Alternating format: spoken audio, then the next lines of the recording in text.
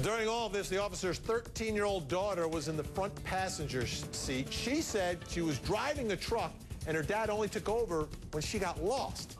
Back to my legal dream team, family law attorney Janelle Weinstein, criminal defense attorney Joseph Dibenedetto.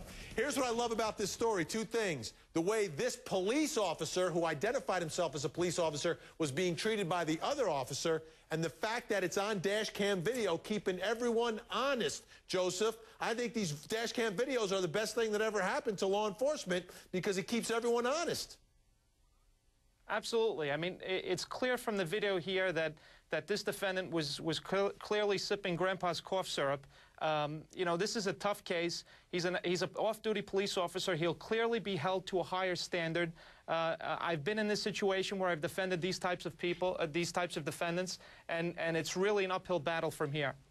Janelle, the reason I love this story is the fact that, you know, back in the old days, and I don't know what it was, maybe the 70s, maybe the 80s, you know, one officer might give the other officer a ride home or say, here, be careful on the way back, and wouldn't necessarily arrest the officer. These days, everything's on video, and the police officers are trained to know better. And guess what? You drive drunk, you get arrested now, Janelle.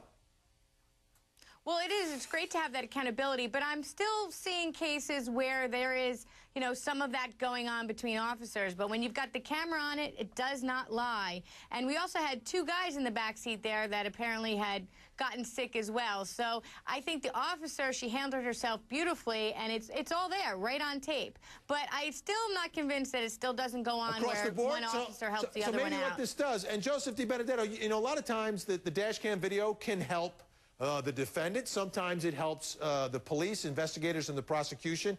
In this case, clearly it's helping the prosecution, but it's also keeping everyone honest. Because I got to think, back in the old days, if you're not being videotaped, there's an opportunity to let a fellow officer go.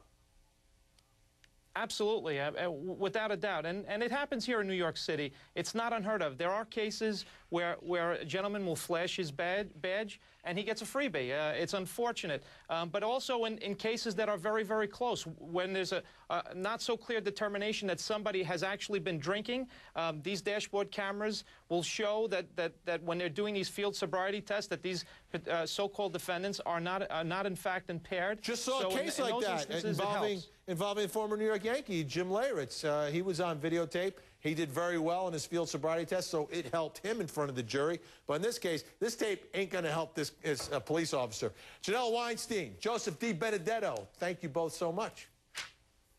Thank you.